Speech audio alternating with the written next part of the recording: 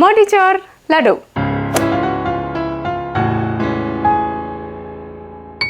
Hi, hello, welcome. Dosa pizza உங்களை அன்புடன் வரவேற்கிறது. நான் கான்ஸ்டன்ட் ஜெயக்குமார். சுவைக்க சமைக்க தீபாவளி.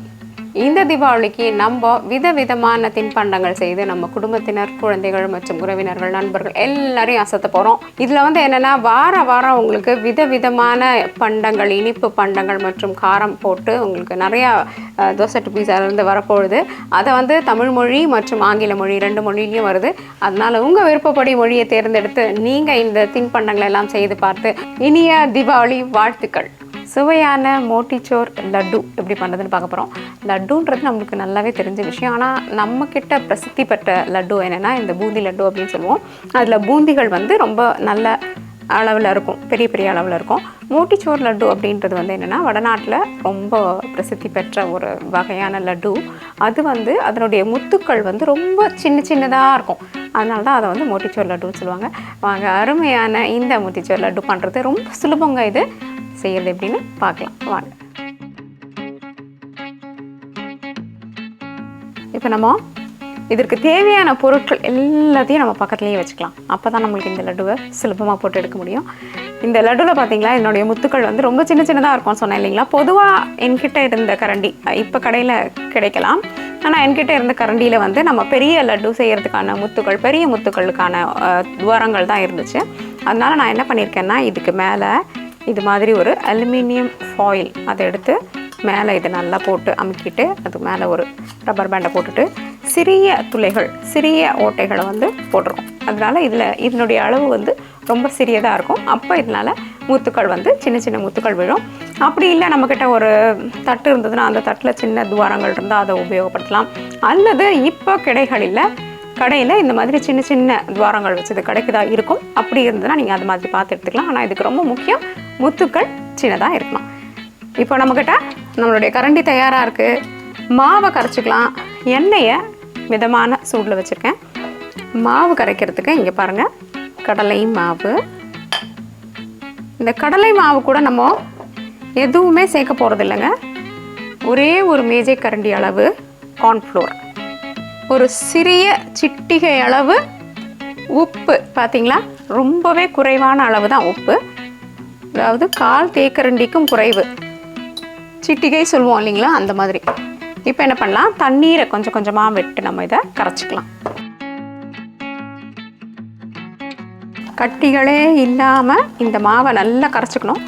இப்படி ஒரு கையை வச்சு நல்லா கரைச்சிக்கலாம். அல்லது இந்த மாதிரி ஒரு சிலிப்பும் ஒரு கரண்டி இருந்துச்சுன்னா அதை வச்சு இதை கரைச்சிக்கலாம். பார்த்தீங்களா, நம்ம இப்போ இந்த நல்லா நீர்க்க கரைச்சிருக்கோம். எண்ணெயும் சூடாயிடுச்சு. ஒரு முக்கியமான விஷயம் என்னென்னா, இந்த லட்டுவை நீங்கள் கவனிச்சிருக்கீங்களா, இது ஒரு ஆரஞ்சு நிறத்தில் இருக்கும். அதனால் கேசரி நிறம் அல்லது ஆரஞ்சு நிறம் கொஞ்சம் இது கூட சேர்த்துக்கணும். அப்போ தான் இதனுடைய முத்துக்கள் நல்லா அந்த நிறத்தில் வரும். அப்போ அதனுடைய ஒரு பிரபலமான நிறம் அது. அதனால் நம்ம அதுலேருந்து மாறுதலோடு செஞ்சோன்னா அது சரியாக எல்லாருக்கும் தோணாது. அதனால் என்ன பண்ணலான்னா, நம்ம கொஞ்சமாக கேசரி நிறம் சேர்த்துக்கலாம் அல்லது ஆரஞ்சு நிறம் சேர்த்துக்கலாம். தயார் பண்ணி வச்சுருக்கிற பூந்தி கரண்டியில் போட போகிறோம். சிறியதாகவும் பெரியதாகவும் முத்துக்கள் வந்தால் கவலைப்பட வேண்டாம். இதனுடைய அடிப்பாகம் சுத்தமாக இருக்கணும், அதை மட்டும் பார்த்துக்கோங்க. பக்கத்தில் வச்சு போடலாம்.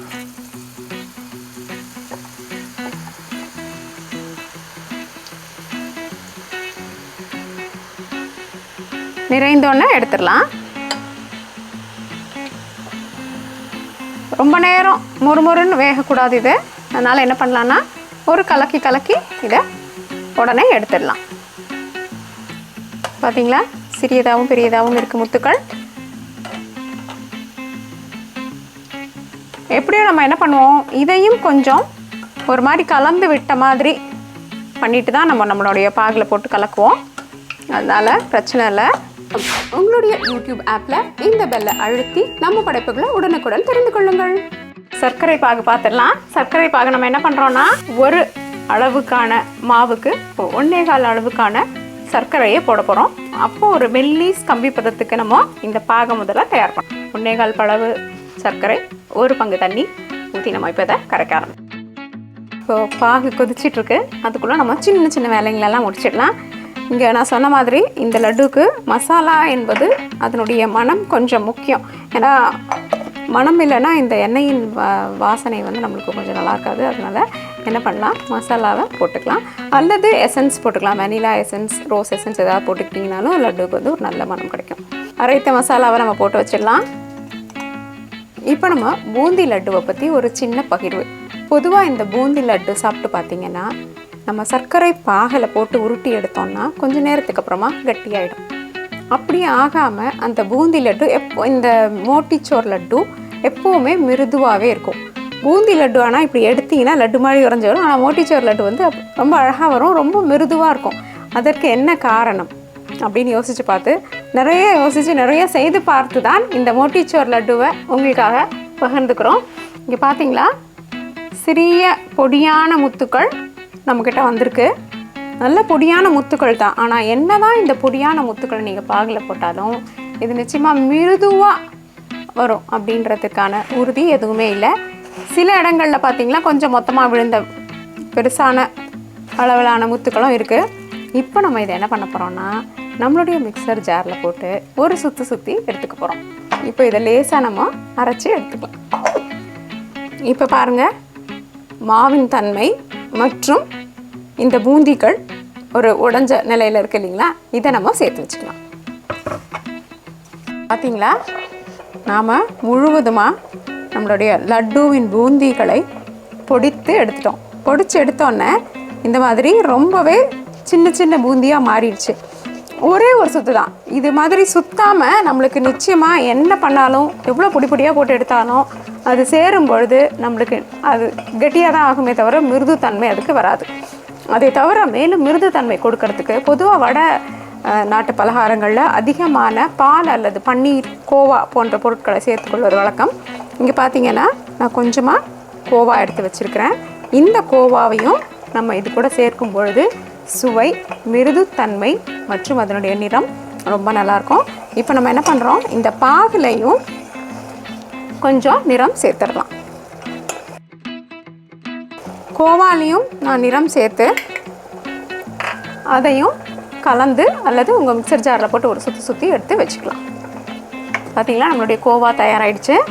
இப்போ ஒரே ஒரு கம்பி பதத்துக்கு தான் நம்மளுடைய பாகு தயார் நிலைக்கு ஆகணும். ஆயிடுச்சான்னு பார்க்கலாம். இங்கே பாருங்கள், ஒரு மெல்லிஸ் கம்பி பதத்துக்கு வருது. அதாவது அரை கம்பி பதத்துக்கு முதல்ல வர ஆரம்பிக்கும். அப்போ நம்ம என்ன பண்ணலாம், தீயை குறைச்சி சிறு தீக்கு வச்சுட்டு நம்மளுடைய ஒரு சாமானையாக போட ஆரம்பிக்கலாம். ஆனால் சிறு தீயில் இருக்கட்டும். இப்போ நம்ம தயாராக வச்சுருக்கிற மசாலா சாமானை போட்டுடலாம். அதாவது வாசனை பொருட்களை போட்டுட்டோம். அடுத்தது நம்மக்கிட்ட இருக்கிற பொடித்த பூந்தியை போட போகிறோம்.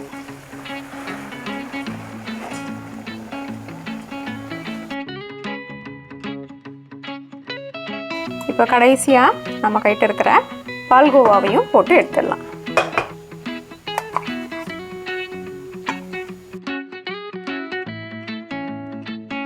பார்த்தீங்களா, எவ்வளோ அருமையாக நம்மளுடைய லட்டு தயாராகிடுச்சு. இப்போ என்ன பண்ணலாம், இந்த சூடோட மொத்தமாக இந்த பாகை அது உறிஞ்சிக்கிறதுக்காக உள் வாங்கிக்கிறதுக்காக என்ன பண்ண போகிறோம்னா மூடி ஒரு 10 நிமிஷம் வச்சிடலாம். அதுக்கப்புறமா இதை உருட்டி எடுத்துடலாம். இப்போது 10லேருந்து 15 நிமிஷம் ஆயிருக்கு. நம்மளுடைய மோட்டிச்சோர் லட்டு எப்படி இருக்குன்னு பார்க்கலாம். பார்த்தீங்களா, பாகு முழுவதுமாக உள்வாங்கி நம்மளுடைய மோத்திச்சோர் லட்டுகள் தயார் நிலையில் இருக்குது. இப்போ ஆரியும் இருக்கிறதுனால நம்மளுக்கு பிடிக்கிறதுக்கு ரொம்ப சுலபமாக இருக்கும். முந்திரி பருப்புகளை எடுத்துக்கோங்க, அல்லது நம்மளுக்கு பிடித்த பிஸ்தா பருப்பு அல்லது பூசணி விதைகள், இந்த மாதிரி விதைகள், சாரப்பருப்பு அதெல்லாம் கூட போட்டுக்கலாம். ரொம்ப நல்லாயிருக்கும் இந்த மோட்டிச்சோர் லட்டு. இப்போ இந்த மோட்டிச்சோர் லட்டு எப்படி பிடிக்கிறதுன்னு பார்க்கலாம். நம்மளுடைய விரல்களில் லேசாக நெய்யை தடவிக்கலாம். இப்படி நெய் தடவிட்டு ஒரு முந்திரி பருப்பு,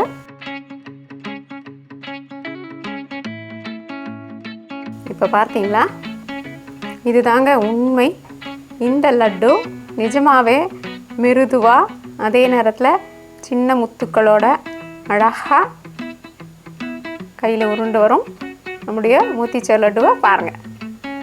இதே ஆர்வத்தோட நீங்களும் இந்த லட்டு இந்த லட்டு மட்டும் இல்லைங்க, தீபாவளினாலும் சரி, எந்த பலகாரம்னாலும் சரி, தோசை டு பீஸாவை பார்த்து இதே மாதிரி நீங்கள் ஒரு இனிப்பு பண்டமோ பலகாரமோ செய்தீங்கன்னா அதனுடைய புகைப்படங்களை எங்களுக்கு எடுத்து இந்த ஃபேஸ்புக் அல்லது இமெயில் மூலயமா எங்ககிட்ட பகிர்ந்துக்கிட்டிங்கன்னா அதை பற்றி நாங்கள் பேசுகிறதுக்கு மற்றும் உங்களை பற்றி எல்லாருக்கிட்டேயும் இந்த அடுத்து வர வாரங்களில் சொல்கிறதுக்கு எங்களுக்கு ரொம்ப சந்தோஷமாக இருக்கும். தயவுசெய்து இதை கொஞ்சம் உங்ககிட்ட வேண்டி கேட்டுக்கிறேன், உங்களுடைய புகைப்படங்களை பகிர்ந்துக்கோங்க. மோத்திச்சூர் லட்டுவோட ரகசியம் தெரிஞ்சிருச்சு. ரொம்ப அழகாகவே இந்த லட்டுவை பண்ணிட்டோம் அப்படின்னு சந்தோஷமாக இருக்கு இல்லைங்களா?